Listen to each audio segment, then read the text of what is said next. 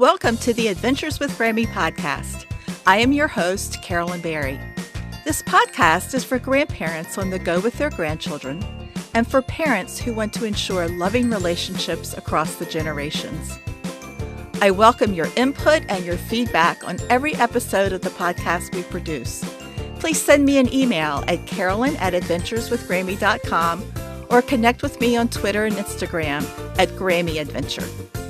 Please follow or subscribe to my podcast. It's free, so you won't miss an episode, and ask your family and friends to do the same. You can subscribe to the monthly newsletter by visiting my website, adventureswithgrammy.com, and clicking the newsletter sign-up link.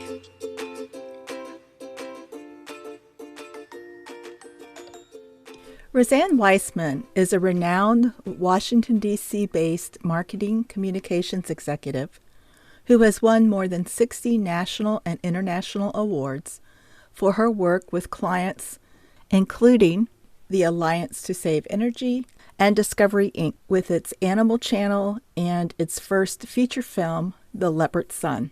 Rozanne's a regular guest lecturer for both undergraduate and graduate students at American University School of Communications and School of Public Affairs. And she's a volunteer at Jumpstart Jubilee, a bilingual infant to pre-K school in Washington, D.C. As a child, Rozanne dreamed of going on safari. As an adult, she fulfilled that dream. She's gone on 3 wildlife journeys, the first through the rainforest of Borneo, Indonesia, where she watched orangutans, then through 5 southern African countries, where prides of lions walked directly in front of her, and she photographed penguins, adopted an orphaned elephant, kissed a giraffe, and saw 5 elusive leopards, including 2 cubs up in a tree. Rozanne, before we discuss your book, Rozanne travels to Africa to kiss a giraffe, and you tell us the secret behind that kiss. Please tell us about your volunteer work with Jumpstart Jubilee. I told a number of friends I was looking, and one friend said, I have some clients that really might be perfect for you and you for them. I walked in there and I loved the head of the place, Miss Dee. She was called Miss Dee. And this was at Jubilee Jumpstart. I walked into the infants room and I was hooked. I looked at these darling little kids. It looked like a UN meeting. There was a little bit of everything. It was white, it was Hispanic, it was Black, I saw one Muslim child I did not realize at the time until his father came and picked him up. And so I felt this was home as far as I was concerned. It followed the philosophy, I believe, that you should meet all sorts of people. And I loved working there. Children that come from a wealthy or enriched environment and those that come from less of one is 45,000 words. And I thought, okay, that's where I can help. I can help equalize this situation. And so I talked to the children all the time, the infants, because I knew that they were learning even if they couldn't speak. I had read enough to know that. And I used words. And I said, you have a big blue ball.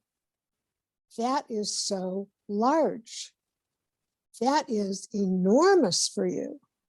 And I would use my hands to describe and then use large again or big so that they understood that it's the same type of thing. And I would teach things along a walk. So sometimes I would use words and I said, look at the jack-o'-lanterns. It's going to be Halloween. And I went, wow. And I did that a few times during this one walk, and the kids come back and every one of them is saying, wow, a word they never used before. I just loved working with them. Thank you, Rozanne. It is through her work with Jumpstart Jubilee that Rozanne wrote her book, Rozanne Travels to Africa to Kiss a Giraffe. Before we learn about Rozanne's secret to kissing a giraffe, I want to play for you a short clip about the essay contest that's coming up to honor grandparents.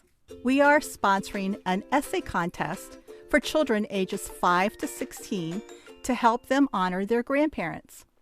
The contest coincides with two summertime grandparent celebrations, Gorgeous Grandma Day and Grandparents' Day. The grandchildren can share their love for their grands by telling the world in 250 words or less why their grands are grand. The Adventures with Grammy podcast will announce the winners during a special Grandparents' Day episode that will be broadcast September 12th. Each of the winners will be invited to record his or her essay that will be heard on the podcast. To learn more, visit adventureswithgrammy.com/podcast/contest.html. So we've talked about your wildlife journeys, and I've read the book, and I've looked at your website and the imagination journeys that you lead children on. I have to admit, I'm a bit envious of your travels. Please tell our listeners about your trips and let us in on that secret about kissing that giraffe. And my first trip was to the rainforests of Borneo to see orangutans. And I traveled with the leading primatologist on orangutans. And one of the things that I did during the pandemic, and this is without the use of my hands, without the computer, with only an iPhone, I was very, very, very worried about children during the pandemic. They were scared, they were anxious, they were zoomed out and zoned out. And I thought, what could I do for children that would be helpful? And so I created something beyond the book and behind the scenes of that first trip in the book to Borneo. And on my website, which is Rozanne with a Z, Rozanne, Weissman, WEISSMAN.com. On that first page now is the book with links to know more about the book and also to take an imaginary journey. So anybody can see what this journey is. And basically, I have piloted that with children and teachers in classrooms. That was so hard during the pandemic. But Jubilee Jumpstart was very helpful, and I did that for them. And I had also been a virtual reader during their reading month. So I read the giraffe part of the book. So the book starts out with Rozanne, meaning me, as a little child like them. And then it says, it talks about things that I like my stuffed teddy bear and wild animals at the zoo and in the backyard. And I ask children, what do they like? And then it shows that I'm older. And it says there that I worked with Discovery, but I didn't want to just watch wild animals in the movies and on TV shows. I wanted to go where the wild animals lived, in the wild. So that's how the book starts. And it starts that way because of input that I had from the head of Montessori schools. And she said, she looked at this book, she's been to Africa many times, and she said, Rozanne, this is a wonderful book, but there's a problem. Nobody knows who Rozanne is till page 5. So that got me to thinking. She didn't say start as a little girl, but it got me to thinking, how do I introduce Rozanne?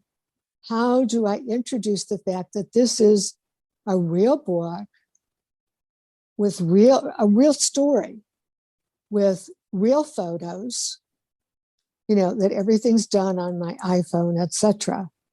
And that became part of the story. So I went to my sister's place in Cleveland, which is my hometown, Cleveland, Ohio, and dug through our parents' photos. And there was one that they had on their wall Our parents are gone now, but on their wall that I was trying to find, and I'm looking everywhere, it was just this, not a great photo, but it was the only one I could recall that was on their wall in color. And it was tinted because I think I grew up in the black and white age. There was a photo that I'm not wild about, but it's me as a little girl with this bow and this very curly, not cute hair. And it was me as a little child. And what I discovered when I read this pre-pandemic to children at Jubilee Jumpstart, I said, so you know something that other children won't know who get this book. You know Rozanne. You know the author. And so here is Rozanne as a little child, just like you. And this one girl jumps up and she said, just like me? And I said, yes, just like you. And then she goes again, she jumps up again and she goes, just like me? So I wasn't sure if it was, and then I thought it was that I was a grown up, that I was grown up. And I was sitting there. I think it's that she could not believe that I was little like her. But this has made a big difference in the book. And I did a lot of testing with teachers and with children on the book.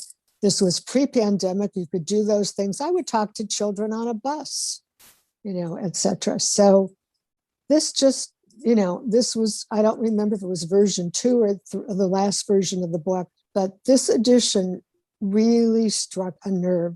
And the thing that makes this book very, very different is because of the way it was developed.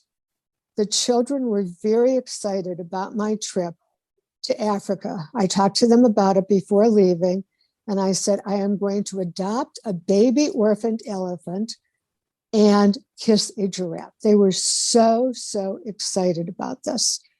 And when I came back to them, Miss Dee Dee meets me at the door on my first day, and she's already cut out photos that I put on Facebook, and we're connected on Facebook. And I told her that she could show the kids anything that she wanted, video, pictures from this trip, because they were so excited and they could be part of it if she wanted to share with them. So she did share.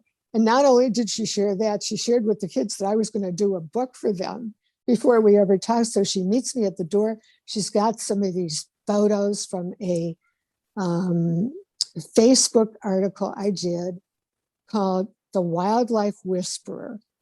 And I covered my 3 wildlife trips and how each of them made a difference for me and how important they were and so on. So she says, I was thinking that you could do a book, a children's book for the children. And we put that for the children. Miss Dee Dee knows how to hit your heartstrings. And she'd already told the children, of your 3 wildlife journeys with your photos. So the book already was going to be a real story with real photos, which is very unique in the children's book world, as other grannies will know because they've read so many books to their grandchildren. So it's a real story versus fantasy. It's got real photos versus wonderful illustrations of the typical children's book. I love the illustrations, but this is not like this.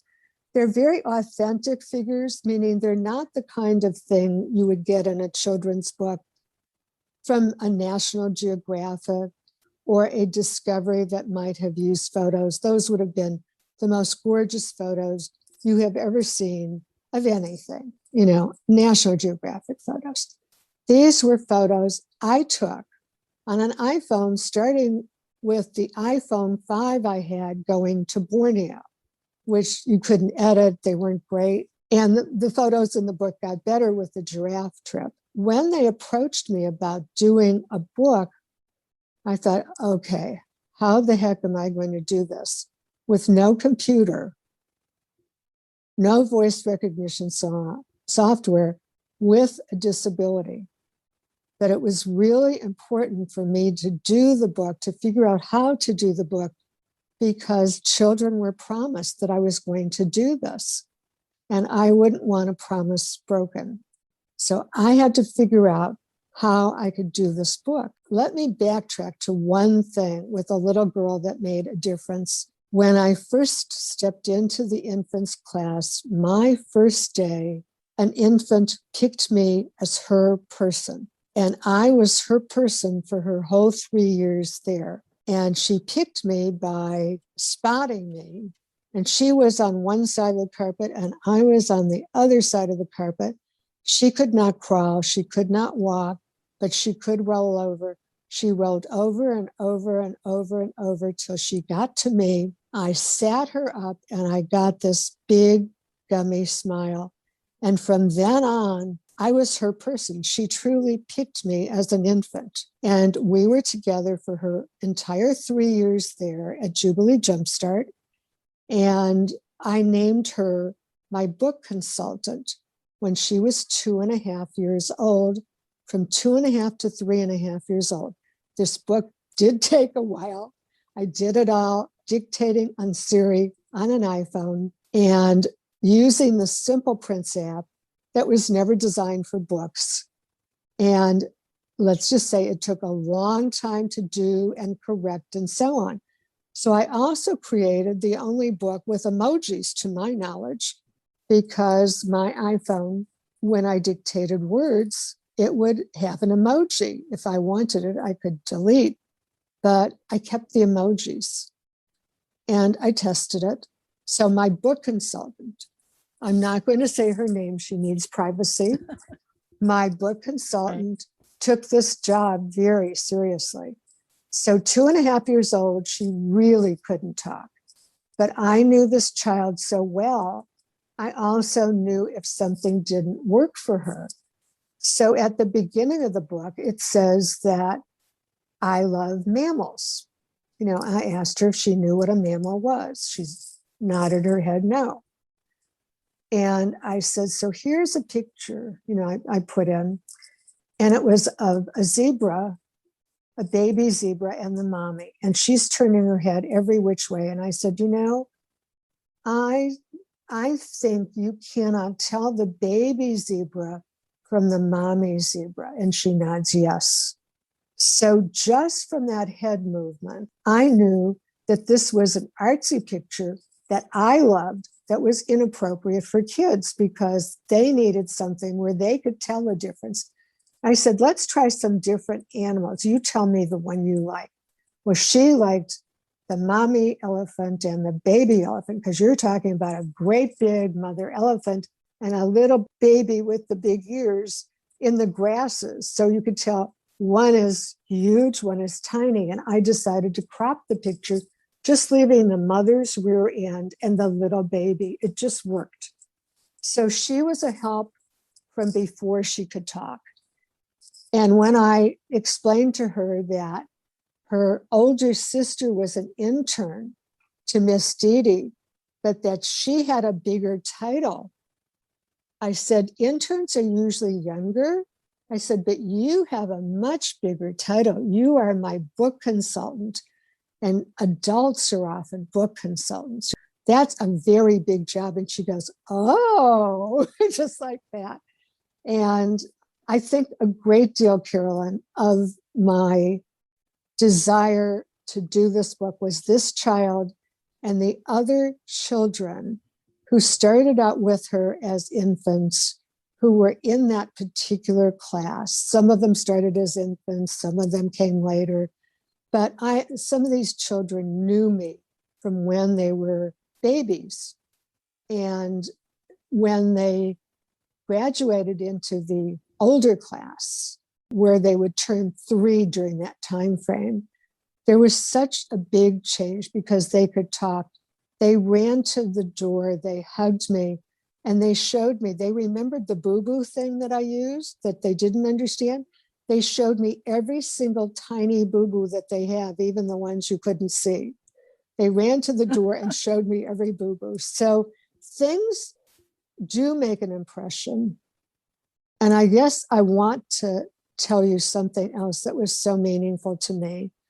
So this child, I missed her terribly when she left. She left for what I call big school in DC. When you are 3 years old, your parents can enter the child in the lottery. And those who won the lottery could go to public school in pre-K, in preschool, free. And you know what an expense that is. It's a huge expense for parents, etc. So her parents entered her, and they said they expected her to be accepted because of legacy. I said, what do you mean? And they said, because her older sister was there, and they like to keep children together so parents didn't have to go do pickups at multiple schools unnecessarily. So she did get in, under the legacy at the same school as her sister.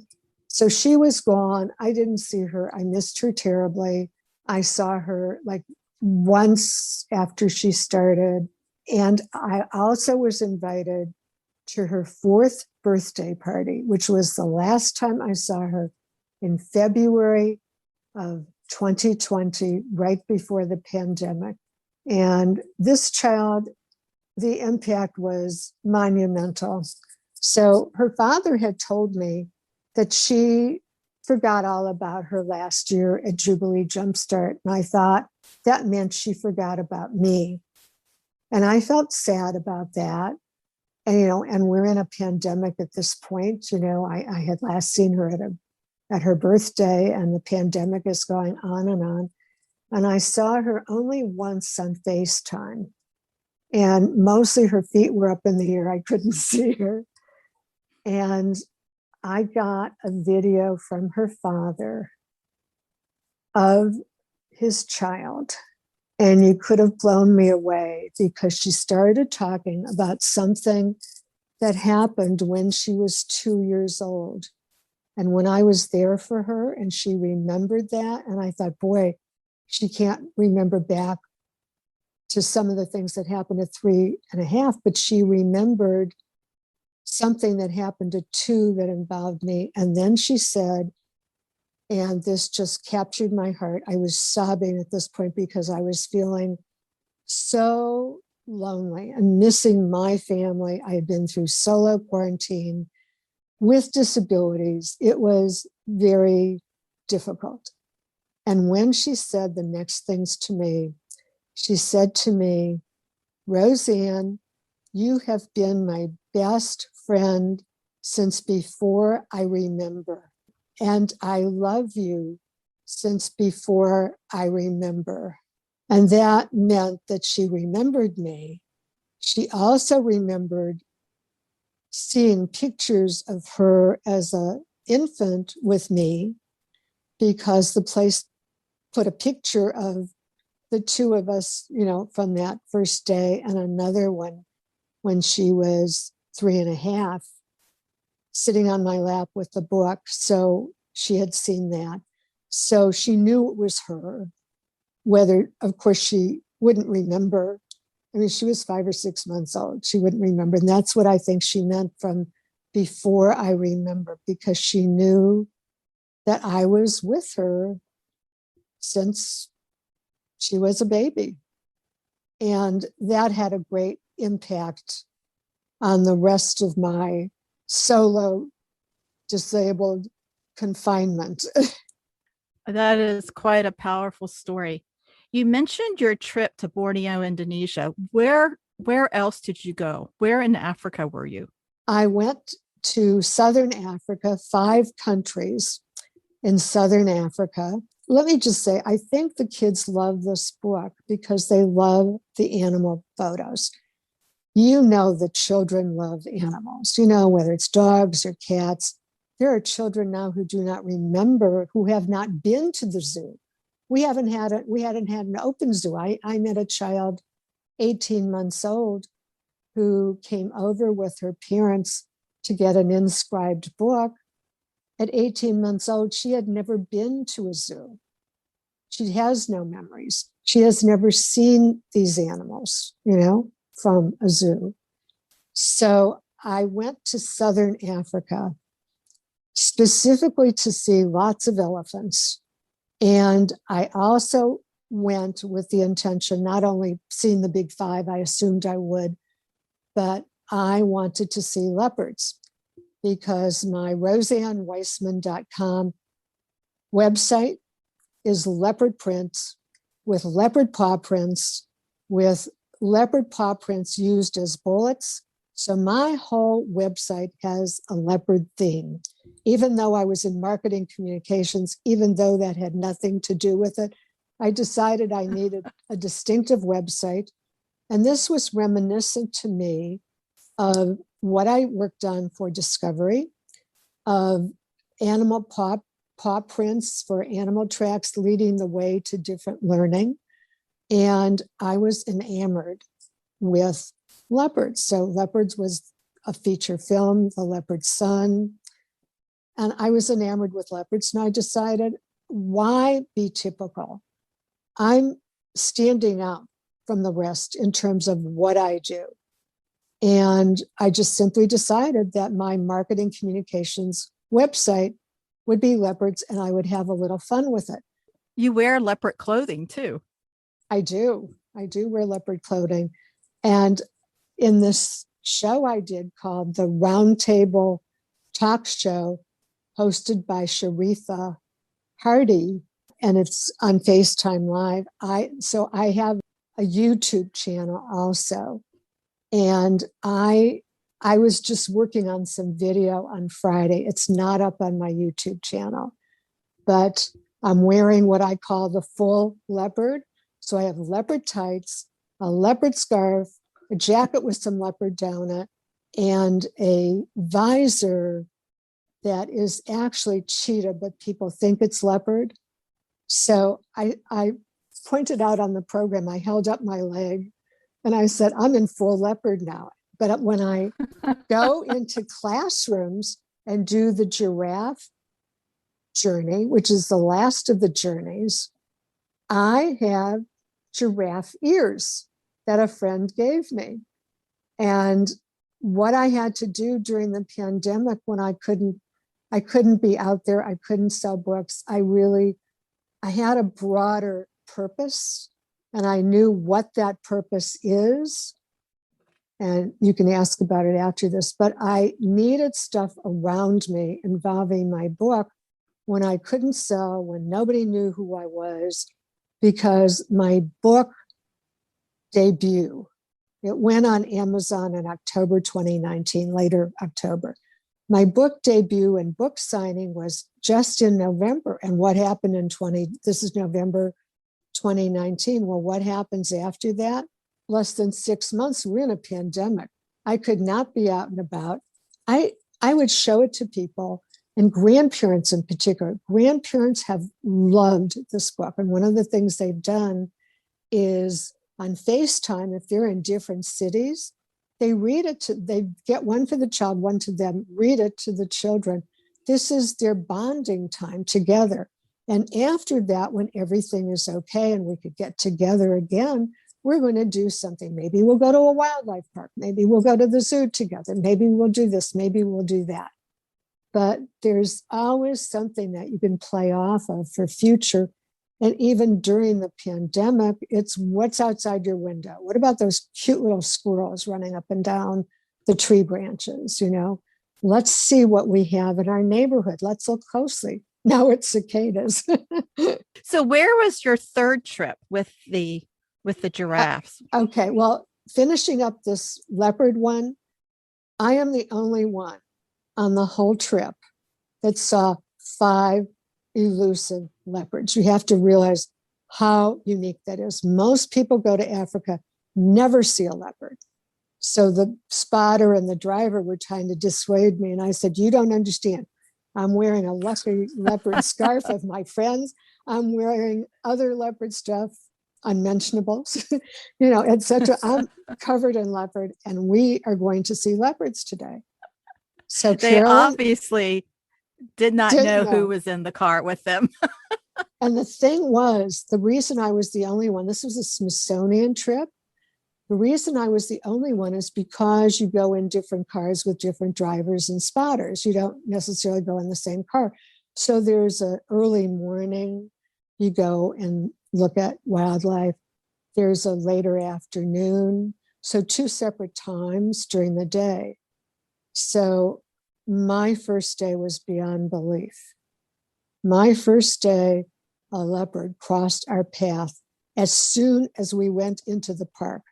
The driver and spotter couldn't believe it. Leopards are nocturnal. This was a beautiful female leopard. I was so excited, I couldn't get out my iPhone in time. So I have photos with a telephoto lens in my book, which are better than my photos, from a young woman, 19, who was on this trip with her father and her grandmother. It was 3 generations of their family. I lucked out not only in seeing leopards, but we went back into the park when we were driving out because they said there was something, and they didn't want to tell us what, but did we want to go back? And I said, how far is it? Because, it's like dinner time. Let's remember priorities. And they wouldn't say what it was. Oh, not far. An hour later, we are still in the park, but we find it. There are a mother leopard and 2 leopard cubs up in a tree. And the driver and the spotter I was with had been in Africa 10 years apiece in different parts of Africa. Neither one of them had ever seen a leopard cub before. So this in the book is high five, Rozanne, holding up a little hand as an emoji. And I made sure that all my kids, when they were infants, knew high five. They always knew high five. And they did high five with me. Then I'll go to the last trip. So this was 5 countries in Southern Africa. Then I went to Kenya. My last trip was in Kenya. It was wonderful. I went there specifically because I saw Juju Chain of ABC Nightline, showing. She was off to this place where you kiss giraffes. I saw her doing that, and I thought, I have to go there. The very next day, I called this travel person who I met through the Borneo trip, who does luxury travel. And I said, I must go there. She says, I've been there. I said, yes, but you've been everywhere, Irene. And I booked with her a year in advance. I booked for 4 nights at least. Nobody books there that long. People go, they're overnight on a honeymoon, or they go 2 nights max. I'm there for 4 days. And the travel person's going, but what are you going to do 4 days with the giraffes? I said, what do you mean? There's a nearby baby orphaned elephant kissing giraffes in the dining room, sticking their heads in the dining room. I'm going to be so happy. And it's also the place where there's a house from Out of Africa, the movie Out of Africa and book. So I thought, I'm going to be so happy there. I will be ecstatic. And if I didn't stay the entire time, I would have missed what I saw on the last day. And that was a relatively newborn baby giraffe. I had heard that they were there. I had not seen one. And it ran under the mother and beyond. Again, a sight. It's on my YouTube channel, which is the same title as the book, and it's called Rozanne Travels to Africa to Kiss a Giraffe on YouTube. And there are some videos there. There are some fun ones. The children love the baby orphaned elephant drinking out of an enormous milk bottle. It looks like a child's milk bottle, except 3 times the size. The kids love seeing that video. It's very short. But the other one that makes them laugh is elephant babies, these baby orphaned elephants at the end of the day, virtually stampeding to get their milk because they're hungry, and they're little, and it's important. And they are one by one stampeding over to get, to where they live in this David Sheltrick Wildlife Trust, where the elephants live. And it is the cutest sight. And then I have a penguin site that's very funny. But my videos are very short. Had I known that I was going to have a YouTube channel, I would have shot the giraffes very differently. I have only that one video of the little baby giraffe, and it's far away. I don't know how to describe this, Carolyn, but everything involving these wildlife trips and the book was very magical. And this last trip was the most magical. And I think I mentioned, I don't know if I mentioned that to you, but Jessica Ortner on FaceTime, on Facebook, does these Manifest Mondays. I hope she continues. I mean, she just had a baby and she doesn't do it every Monday, but I thought she did it this past Monday. But I get frantic when I can't find it because much of what I manifested has been manifested online. She does the tapping solution. I don't do the tapping solution. It probably would be much better if I did. But this trip, this last trip to Africa, for over 1 year, I manifested this extraordinary trip. And I never had one thing go wrong on this entire trip. Who's ever had a trip where nothing goes wrong? I never have before. I mean, this was, I could not have ever dreamed of the most wonderful trip. This was truly wonderful. And I told the travel person, she says, so where do you want to go on safari? They've got these properties.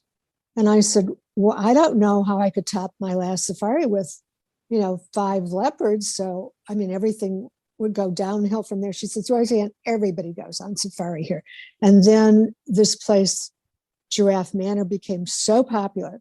In order to stay there, you had to stay at some of their other properties before. So I went to one of their properties, and it truly was fabulous. It was near Masamara, and I saw things I actually never did see before. I saw a pride of 10 lions. And again, that's on my YouTube channel. 10 lions go right by us.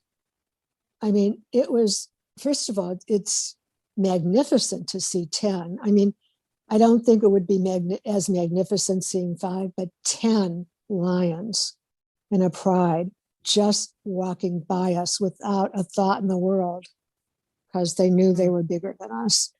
I saw cheetahs licking each other, clearly had eaten, licking each other, just without a care, lolling in the sun.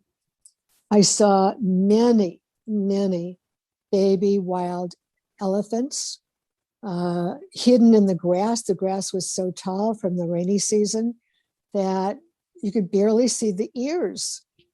So I saw, it was wonderful. I was so glad I did this. And then, of course, we had a lion that was loose on the property. So that was really interesting. And I discovered that my tent that I stayed in, this luxury tent, was kind of like a trampoline for the monkeys. Give people just a brief synopsis of what it was like to kiss a giraffe. I can't imagine that. I've seen giraffes up close and their tongues are long and slobbery. I can't imagine being kissed by a giraffe. That's what this book says. I was so excited that I was going to do that. Then as soon as I told people on Facebook, Facebook, right? Oh my God, they killed a photographer. Those heads are so big. This is really dangerous. I can't believe you're going to do that. I was never worried before until I get all these cautionary tales. And I thought, oh my God, of course they are so big. And that's the pages in the book, that it starts out that I was scared to kiss a giraffe. It doesn't say because of Facebook and people connecting with me, because they were so big. They could reach the second floor of a building, and their head was so large. And I had this great big head in the book with an eye. And they're about your tongue thing, Carolyn. And their tongues are so long. So I have a picture of the tongue. So should I tell the secret on your show, Carolyn, about kissing a giraffe? Absolutely. Okay, only for you. So it's not that the giraffes loved me so much and wanted to kiss me or vice versa. It's that I held a giraffe pellet in my mouth, and they love these giraffe pellets. There's molasses in them. And one of the things I discovered is that wild animals, certain wild animals anyway, certainly the orangutans and giraffes, really like something sweet. They have like a bottomless stomach for these giraffe pellets. They go to Giraffe Manor. They have tons of pellets there. They go after that to Giraffe Center, which is a wonderful nonprofit. The same giraffes are there. They're kind of like next door. So they know the feeding times in different places. They know at 6:30 in the morning, they go to Giraffe Manor for breakfast. And then they go to Giraffe Center. And then they come back again for tea time. So I had this crazy idea when I saw these pictures that they were going to eat my scones, that they were going to take my scones from tea time. But it isn't that at all. They come for these giraffe pellets, and sometimes they're on a plate, and sometimes I was holding them. I decided, I say in the book that I was scared to kiss a giraffe. And I think it's good to know for children that adults can be scared too. And there's a reason for this. They're very big and they have these very long tongues, and they can, I say, what if they knocked me over? So I started to feed them by hand. And that was a good thing to do. So I did that at Giraffe Manor. I did that at Giraffe Center in Kenya, both in Nairobi, Kenya, and the suburbs. That was a good way to start. So I built up trust. I had these different positions. The staff that worked there took pictures of me feeding the giraffe and kissing the giraffe and so on. It was just such a novelty to see this. And I love wild animals. I love giraffes. They don't even have any in the zoo here anymore. I love elephants, and I know that there are some zoos, and I totally understand, that don't want to have such sentient beings. They are so smart. They are so smart.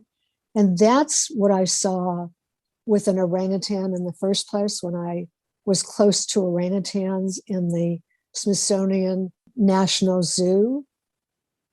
For 20 years, Discovery took me. And for 20 years, from the time that they took me, I dreamed of going to see orangutans in the wild. And I had to have enough time to do that. So I was then gone from my full-time job where I couldn't have taken adequate time. And so I was able to start these wildlife experiences. And the combination of these wildlife journeys, the children that I worked with, and my disability, I should say disabilities, because it's polyneuropathy, and my left leg kind of goes numb. So the combination of those three things coming together totally changed the entire trajectory of my life. And it isn't just that I wrote this children's book, never having expected to have a change of careers never expecting to write a book with no computer. I had envisioned writing an adult book that would maybe be a bestseller, but I never, ever envisioned myself writing a children's book. I never imagined the kind of relationship I would have with children, because I wasn't a mother. I had a wonderful relationship with my niece and nephew and with my great niece now. And I miss them terribly. And they're on the other end of the country. And we have not had our little family gathering. We're going to get together in late July. But I grew very attached to these children, and I missed the kids when they left for other schools, because I had seen them develop for 2 to 3 years. And it's so great to see multiple children develop differently. And you become used to some children do this and some children do that. And, like one child, I was worried about him crawling because he never crawled. He just scooched on his rear. And I just loved telling stories, and I loved doing my book with them. And But the other thing I realize from being close to nature, etc., and having a broader view of things is I was expecting something big to happen in for Earth Day 50th anniversary, which was April 2020. And I was feeling it. And I did some things, including the wildlife travel. I wanted to do things that were important to me. So I did that last wildlife trip. So I was feeling this back in at least 2017, that something was happening. The rate of faster and faster climate change disasters. So I was feeling stuff like that. But overall, I think I have learned a very important lesson, and that is the lesson that we're to learn during this pandemic is that all living things are connected. And that's something that happens one place. Look how quickly we went from China to here to closing down the world. We're talking 3 months, 4 months max, 3 months. The world closed down. I was not expecting a pandemic. I never envisioned anything this severe, but I was envisioning the other stuff that happened, the climate change disaster after, increasingly worse ones, because we have made choices in how we're living that aren't always the best for the planet and for our lives in general.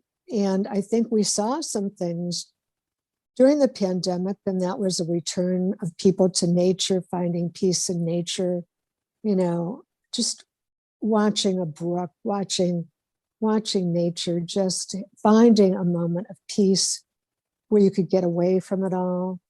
I think people were making some discoveries, but my discovery for a long time has been how interconnected we are. We are interconnected through the internet, the world. So we are not only interconnected as human, as living forms, but the interesting things that I've been learning is about trees talking to each other. And I heard this fascinating lecture about how one tree gives another tree something to sustain it, that trees aren't just isolated. And these are scientists, these are people who run natural habitat tours, etc. And I've learned and grown a lot through this process. And now I think of everything differently. One of the things that I saw on television this past weekend was, and I don't remember where it was, but it showed a picture of this incredibly large forest.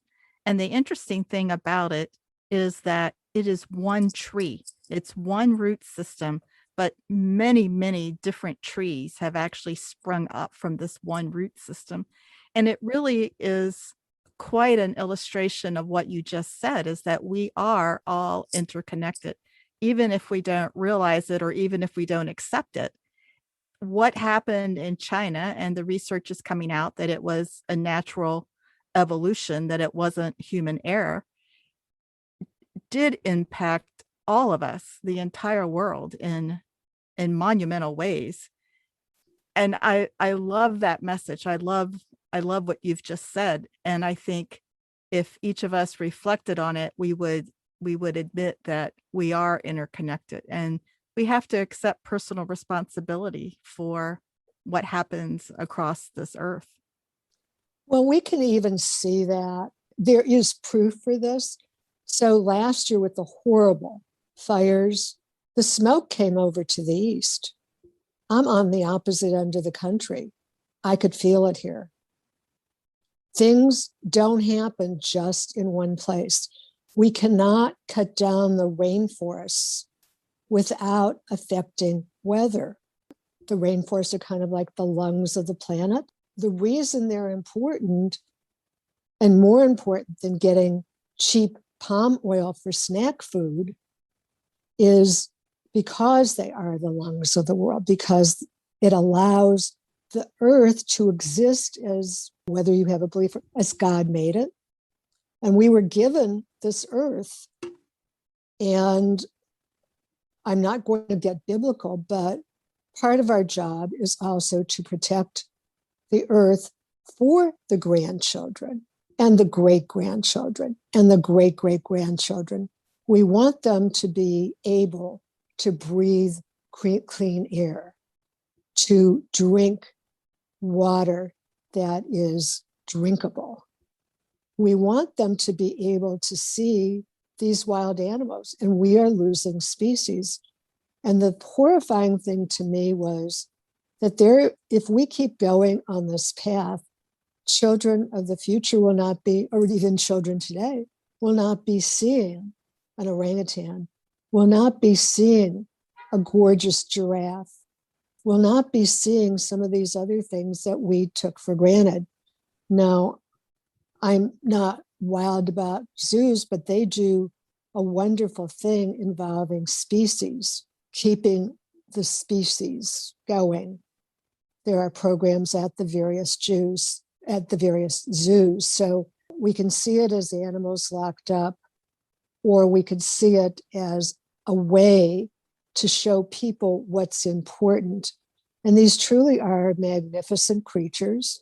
When I looked into the eyes of an orangutan 20 some years ago, I saw intelligence there. I also saw something we were told that animals didn't have. I think back there, then we were told that the difference between man, meaning humans, and animals is that man could make and use tools.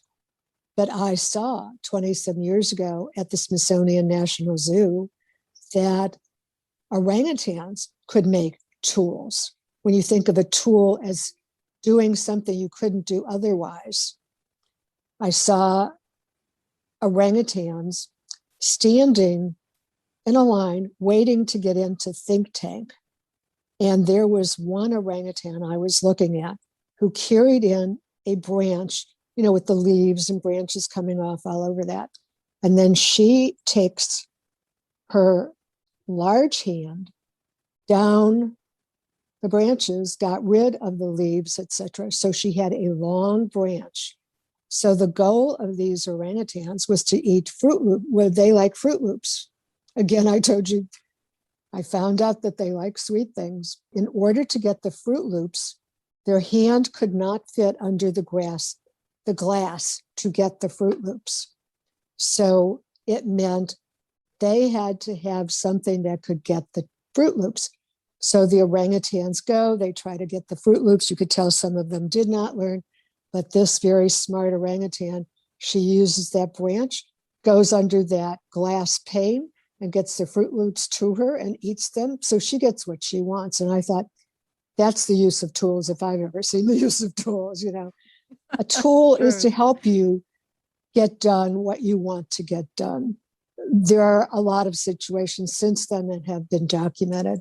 So the trip I had, that I take children with me now in classrooms, and if there are teachers listening to this podcast, I'm happy to come to classrooms. I realize that this is towards the end of the school year, but I will do a reading of from the high pre-K, K up to fourth grade, because I do it at a different level of the giraffe part of the book, just to have a virtual author visit to a classroom. I have giraffe ears. And then I do the imaginary journey. That involves more prep. And I have tested it with kids that are I have a special section for children who are 7 to 9 years old that gets a little bit more into the geography of where we are, the climate, And I also tested with kids whether it was okay to use something about endangered animals and extinction. And I got really interesting answers from children in the 7 to 9 category. They told me they already knew about rainforests from school. They knew about this and that, and they knew about extinction. I said, oh. And I said, so do you think this is too hard to put in this about, this animal being extinct? No, because we know about it. but we don't like it. But people should know, is what they said. And this was a child, we're talking about a West Coast white child, a more East Coast Black child. I was getting the same responses, and I couldn't test it as much as I tested the book. Again, during a pandemic, it wasn't possible. Nobody would talk to you. Oh, I have a great story. I went to the Washington National Zoo in September for the orangutan red's 4th birthday with copies of my book that I was going to give away. Not one person would take a free book. They were so afraid of COVID. It's not the situation now, with vaccinations, etc. But you could not give a book away at the zoo about wildlife. So it was very disheartening to me that I had a book in a pandemic that I knew children liked and that grandparents and parents would like reading to them, etc. But I couldn't give it away. My grandkids love the book. Each family has a book, and they love when I read it to them. I am so happy for you, Carolyn, and meeting you. It was a great occasion, and you're buying the book for your grandchildren, and it makes me happy to hear stories like that. I did an inscribed book. I met a little girl who I did not know, met her parents kind of through Nextdoor, the app Nextdoor, people in the neighborhood, yeah.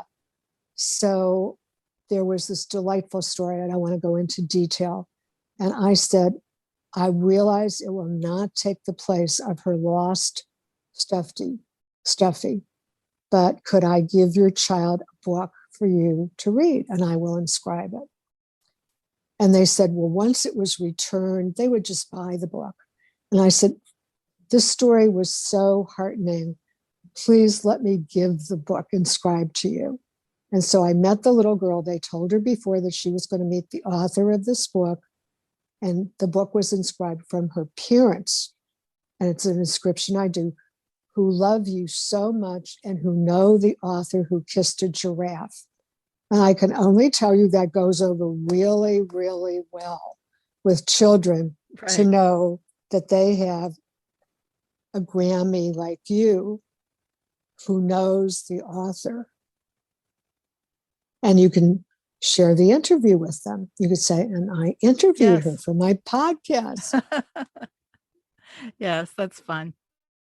That's one of the really cool things about this podcast, is that I meet so many incredible people. It's really fun. So we are toward the end of our talk. What are some last words of wisdom that you would like to share with the grandparents and parents who are listening?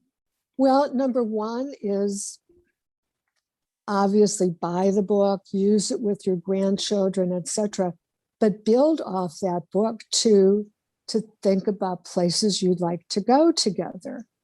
And for example, during the pandemic, I felt so isolated. My trip to see polar bears was canceled, and I thought, what could I do? And I am going to a grief counselor. I have lost a lot of people in my life. And she suggested getting a limo. She said, you haven't had a vacation, get a limo and go to this wildlife safari. So you'll see some animals at least. There are safari places in some states. There are places you can go to see wild animals. When you're a child, everything is magical. That's when you see the little caterpillar. That's when you watch the caterpillar turn into a butterfly and you're so amazed. I remembered that as a child, and I remember going through this experience with the kids. So just make everything an adventure. Like your title of your podcast, Adventures with Grammy. It doesn't matter if you're disabled. It doesn't matter if you can't do everything. Your grandchildren love you no matter what. You do what you can. My philosophy is that everything is an adventure if you have an adventure attitude. It's like the places that the things that I do with my grandkids are ordinary. I mean, there's nothing spectacular. I don't have the budget or the income to be able to take them on a trip to Indonesia or to Africa to see the animals in the wild. But I can take them to the safari park in Virginia, and I Or the can take them zoo. to the zoo.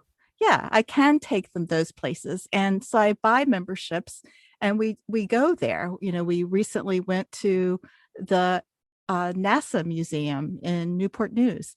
And I tell the kids we're going on an adventure, and we pack a picnic lunch, or, you know, we do something.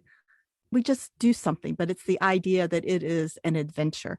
And one of my grandsons, he came up to me one day and just hugged me. And he said, I love going on adventures with you. And it just made me feel so good because, again, to me, it's an ordinary experience. But to these kids, you say the word adventure and it opens up a whole new world for them.